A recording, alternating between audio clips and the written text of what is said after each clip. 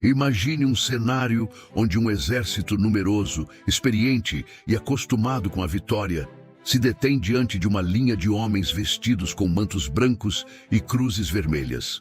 Não há gritos de rendição, não há hesitação.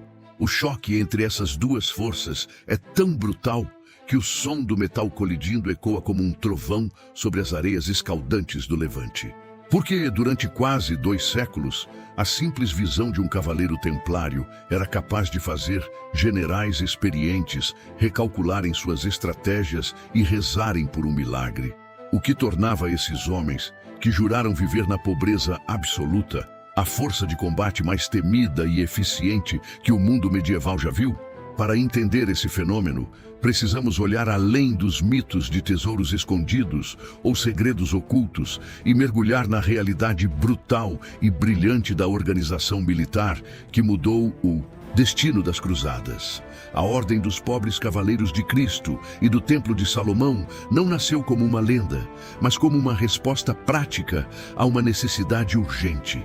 Por volta de 1118, o caminho dos peregrinos que viajavam até Jerusalém era um trajeto de perigos constantes. Bandidos e senhores locais viam nesses viajantes apenas alvos fáceis. Hugo de Payens, um cavaleiro de origem modesta, reuniu outros 8 companheiros com um propósito claro e limitado: garantir a segurança dessas rotas. O que começou como uma pequena guarnição transformou-se em uma organização de elite, porque eles foram os primeiros a fundir 2 mundos que até então operavam de forma distinta: o monástico e o militar. Pense neles, não apenas como soldados, mas como a primeira unidade de forças especiais da história moderna. Enquanto um cavaleiro comum servia ao seu senhor feudal por laços de sangue e terra, o templário servia a uma ideia e a um sistema. Eles viviam sob uma regra rígida, dedicada à disciplina total, à oração e ao treinamento exaustivo. Para um nobre medieval, lutar era uma ocupação sazonal. Para um templário, lutar era um estilo de vida, uma ocupação integral. Eles não tinham família para sustentar, não tinham terras para administrar e não tinham medo da morte, pois acreditavam que morrer em batalha servindo à ordem era o caminho mais rápido para a salvação eterna. Essa ausência total de apego material, combinada com uma lealdade inquebrável, criava um soldado que não recuava nem diante da morte iminente. O divisor de águas na aceitação da ordem veio com o apoio de São Bernardo de Claraval. Ele foi o grande diplomata e entusiasta que convenceu a Igreja, durante o Concílio de Troyes em 1129, de que esses monges guerreiros eram a chave para a defesa da cristandade. Com o selo de aprovação papal, as doações começaram a fluir de toda a Europa. A ordem, que antes era composta por um punhado de homens, tornou-se uma potência financeira e logística. Eles estabeleceram comandarias, que funcionavam como centros de treinamento e administração espalhados por todo o continente, criando uma rede de apoio financeiro que permitia que um cavaleiro viajasse de Paris a Jerusalém sem carregar uma única moeda de ouro no bolso. Eles inventaram, na prática, um dos sistemas de crédito mais eficientes que a humanidade já conhecera até então. A eficácia militar dos templários repousava em 3 pilares: treinamento, armamento e tática de unidade.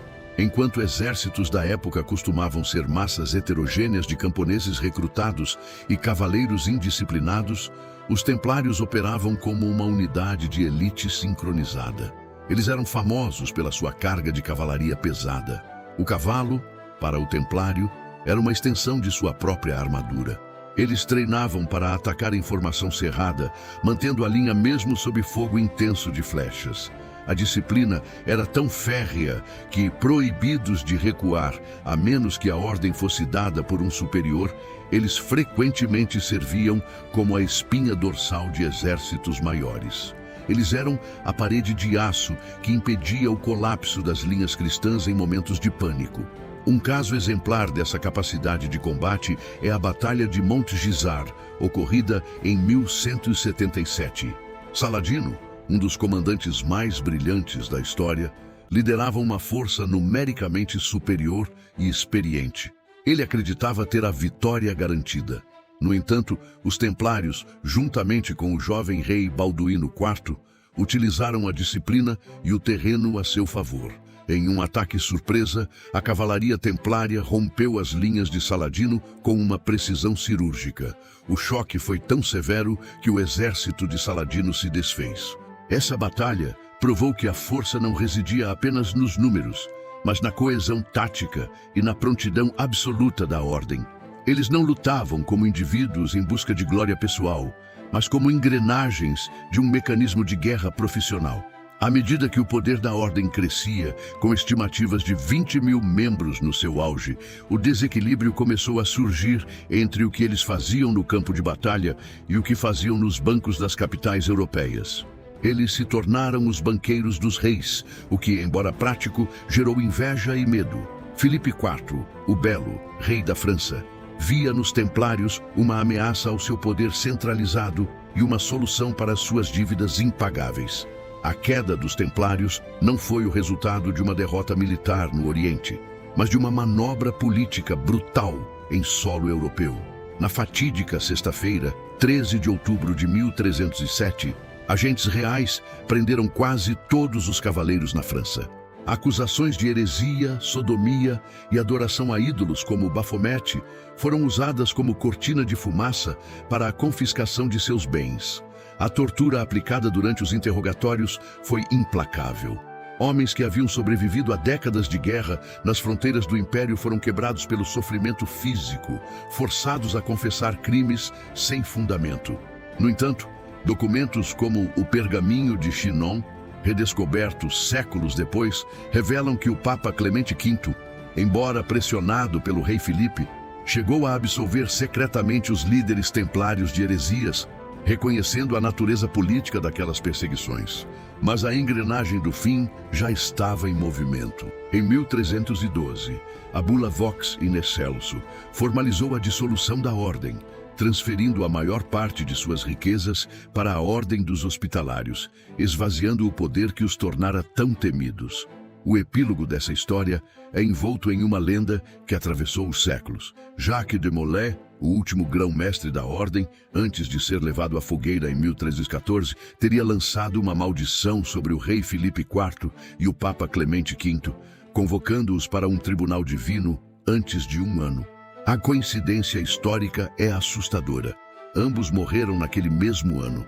Seja por providência ou ironia do destino, essa lenda selou a imagem dos templários no imaginário popular, transformando-os de monges soldados em figuras quase míticas.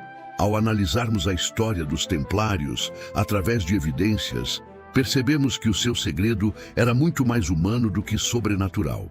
Eles eram o resultado de um sistema educacional, militar e financeiro rigoroso, adaptado para um mundo de instabilidade crônica. Eles não eram invencíveis porque possuíam relíquias mágicas, mas porque possuíam algo ainda mais raro na Idade Média: uma organização profissional, uma doutrina comum e uma disposição para o sacrifício que poucos exércitos puderam igualar. O fim trágico da ordem nos ensina que, em tempos de transição de poder, até mesmo as instituições mais sólidas podem ser derrubadas pelo interesse político. Hoje, quando olhamos para as ruínas das comandarias que ainda restam pela Europa, vemos o legado de uma era de grandes contrastes. Eles foram os pioneiros da logística moderna, os guardiões de um sistema financeiro internacional e a elite militar que definiu os contornos do mapa medieval. O medo que inspiravam nos seus inimigos era o medo do desconhecido, o medo de lutar contra homens que não buscavam nada além da vitória de sua causa. Eles não foram invencíveis, mas foram, sem dúvida, os soldados mais formidáveis da sua época. E é exatamente por essa mistura de sucesso militar extremo e queda política dramática que a história dos Templários continua a nos fascinar, servindo como uma lição sobre o poder, a fé e a fragilidade das instituições. Entender a trajetória dos Cavaleiros Templários é compreender como a história militar moldou a estrutura do mundo que herdamos. Eles não foram apenas guerreiros, foram agentes de uma mudança estrutural que permitiu a circulação de riquezas e a proteção de rotas. facilitando um contato entre culturas que de outra forma teria sido ainda mais violento. A disciplina, o protocolo e a dedicação à causa que eles demonstraram são princípios que ainda hoje estudamos com curiosidade, tentando decifrar como um grupo de 9 homens fundadores pôde crescer até se tornar o pesadelo de impérios inteiros. A história, quando despida de lendas, mostra-se muito mais rica e complexa, revelando que a verdadeira força de um exército não está apenas na espada, mas na coesão e na inteligência de sua organização. Se você gosta de mergulhar nos detalhes das grandes guerras e nos segredos que moldaram a nossa civilização, este é o lugar certo para você. Aqui, nós transformamos fatos históricos em narrativas cinematográficas, trazendo à tona as estratégias e os conflitos que definiram o destino das nações. Se este conteúdo sobre a elite dos Templários te ajudou a entender melhor um dos períodos mais fascinantes da Idade Média, não perca a chance de acompanhar nossas próximas investigações. Inscreva-se agora no nosso canal e ative o sininho de notificações para não perder nenhuma das nossas análises detalhadas sobre as batalhas que mudaram o mundo. Cada vídeo é uma nova porta aberta para o passado. Até o próximo Ecos da História.